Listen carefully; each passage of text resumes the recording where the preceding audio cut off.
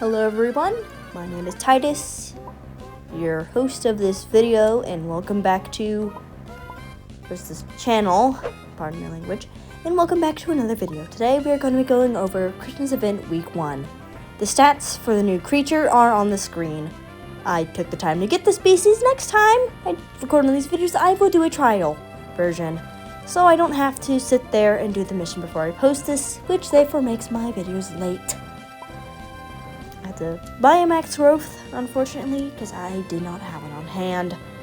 I will probably be buying a ton of them if I'm going to continue with these update videos. Anyways, Christmas event week 1 brings some exciting news, such as Nirok, the tier 5 semi-aquatic polar bear creature, which I've been pretty excited for a polar bear creature. I was pretty excited for this because we really don't have that many polar bear creatures, or just bear creatures in general. I can't think of one.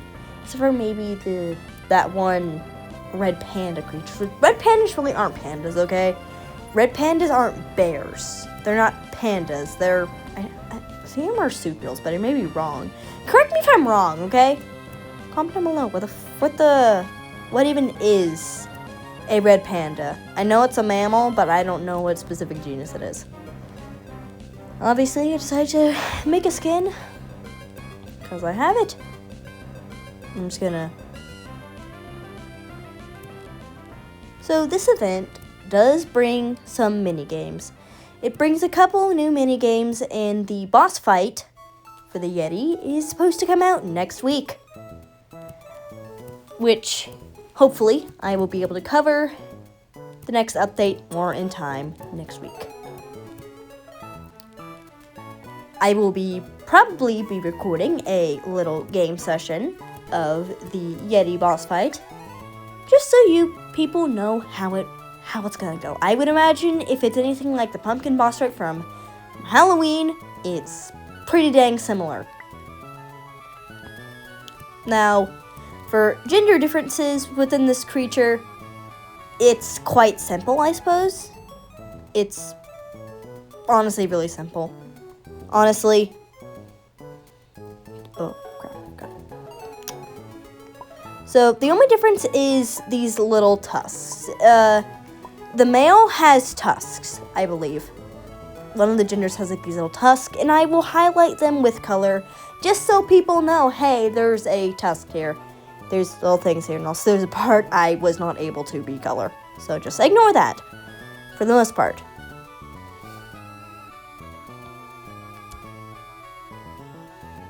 Overall, I rate this creature a solid 9 out of 10. I really like it. 9 out of 10, and I'm only going to dock 1 point. I don't really know. Maybe it's a 9 out of 10 for me because I really don't play a lot of tier 5s, and I prefer tier 3, tier 4. But that's just my personal opinion. It's a 9 out of 10 for 10 out of 10 for design, but 9 out of 10 for overall. I guess it would make sense for it to be tier 5. So basically, I spawned in, and obviously there's a couple creatures around now. Here's a swim animation. I guess the whole 9 out of 10 thing is coming from the fact that oxygen is right there, because in most semi-aquatics, oxygen has never been shown to be a problem. Like, a lot of the time, it's just, oh, you can go underwater and you don't have to worry about oxygen, but moisture is a problem. So I'm thinking that because it's like a bear, they're going for a different approach than like a Sarco or something like that.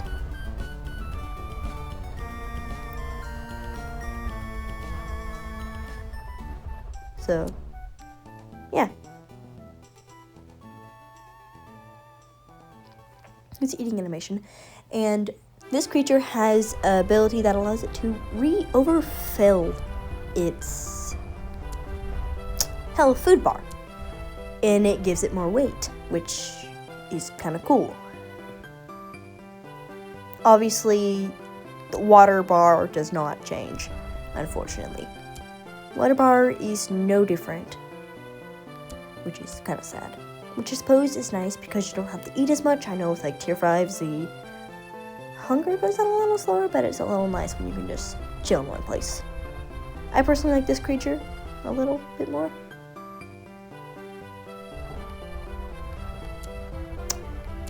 Obviously, pretty well-running animation. I don't know why I went underwater again, but overall, maybe I just wanted to get rid of the problem on mobile is like sometimes like the oxygen meter will like stay on the screen, so I just had to get rid of that. Pretty solid run. Nice little NPC spawn, so I just wanted to test out how much damage it does as a baby, because I'm like, an overall 75 damage for a baby isn't too bad. I'll be honest, that's not too bad. Going to an area where I'm not openly recording people without their consent. I know I already openly recorded people, but I just feel a little comfortable, and I don't want people to complain, because people don't know I'm recording, because there's not like a bio feature or anything like that, so they don't know I'm recording. I like the run on it a lot. Now, I'm gonna put that growth token to use. Sometime in the recording I am.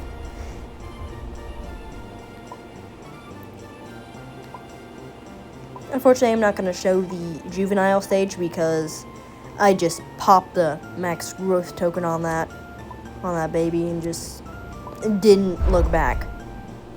So overall, I like its design. So obviously you can see the chin-esque thingies on the chin, which I have colored just so you know that they're there. I may go back and change that later when I make this skin for personal use. By all means, I'm pretty sure this is going to be a skin that I see a lot with people if they use the skin.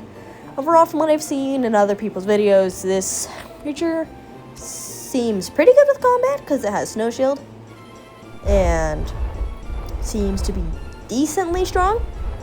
Obviously, the Gourmanzer ability, I think that's what it's called, allows for you to get more weight by overfilling your food bar, which may make it pretty good at PvP. Personally, I'm not one for PvP or cozzing, so take the information as you will.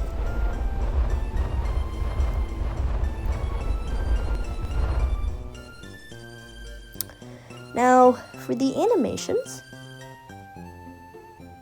this is the idle animation. That's the lay down. I kind of like how it scratches his little belly, because it's kind of cute. These are kind of cute right there.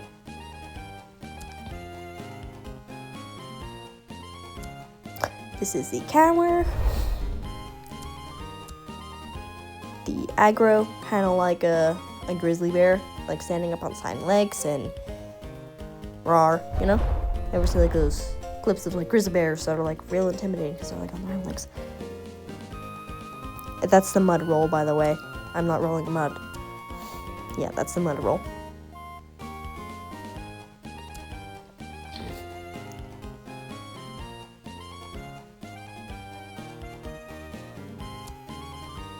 And then, so I played the sounds, and there's a sit somewhere.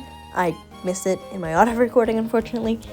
So basically, my sounds do not work in game, despite the fact I had my volume on. Maybe it's like a setting that has it where I can't hear my own creature sounds, but I can hear the creature sounds of others or something. I don't really know. I will fix that issue pretty soon for those who want to hear the sounds a creature makes.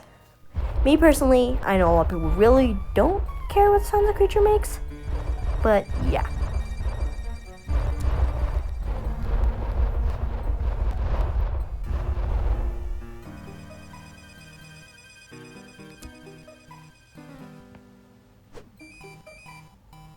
Yeah. So the thing I took away from this event the most was the snowball fights. I like the snowball pile thing. It's kind of fun, but a little bit annoying, especially if you're just trying to like chill at Oasis or something, and you just keep getting pelted by snowballs. They don't do any damage. Now, this is the mission for the New Rock. Obviously, the Geltifrost NPCs I will show a bit later. Obviously, the minigames and stuff. I actually did not know that the UVs was a glimmer. I just pulled that out and decided to use it. Now, for the NPCs, I kind of like the designs for the NPCs during this event. I would highly recommend for the snowball thing using something with hovering enabled. whether it be sonic wings or whatever other ability calls for it. Now, these little chameleon things are the Geltafrost NPCs. A little bit of advice that some random player shared with me, pardon me, brutally missing this OC. This NPC right here is, number one, they hit like a freight train, and number two, if you hit them with a snowball, they get encased in ice, which makes it easier for you to hit them. Now, in terms of mini game, obviously there's the Yeti boss fight thing, which was in the same position as the thing. Now, in terms of mini games, we don't have like mini games, so it's not really like things. But the present hunt is back, so you get these gifts. To anyone who hasn't done this event before, you get the gifts and you bring them to various colored sleighs around the map, which are obviously marked on the map, but I will show them. And also there's like the little stars that gave you like a little speed boost or something, which is, I think it's kind of nice. You can do like a little trail of stars if you want to. Obviously the red sleigh is right here. It's the easiest to find, and I highly recommend getting enough presents for all three and going around the map. Now, they do have a 4-minute cooldown after you do that, so you have to make sure to maybe gather presents in the time that they are cooling down, which really doesn't take that long, in reality. The blue sleigh is at Flower Cove. While being marked on the map, I'm just going to show people where they are anyways, in case you're a little late to the event, because I know some people have stuff to do outside of Creatures of Sonaria.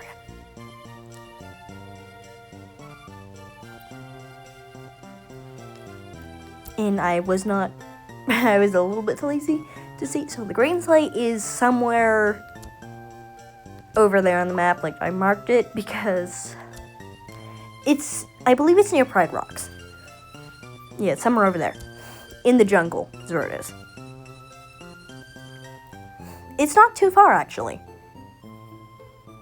I marked it because I keep forgetting where it is, and I don't really want to check the map all the time because I'm a little lazy.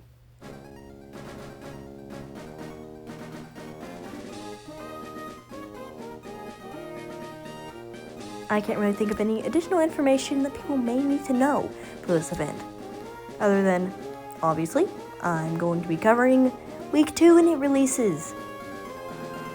Now for the shop. The shop is obviously back, so there's creatures that you can get, plushies you can get, and a couple of new materials and stuff. As I know that there is a new material and color palette. The Frozen Eclipse is a new color, is a new material, and I'm not sure which one is the new color palette. But, other than that, the following things are back. Obviously, Sturby's back, and then the Octochrome is out literally in any event, if you really want it. That is really it for today's video. I will see you fellas later. This has been Titus. Don't forget to like and subscribe if you like what you're seeing here, and you would like to watch me grow. I will see you later. Farewell.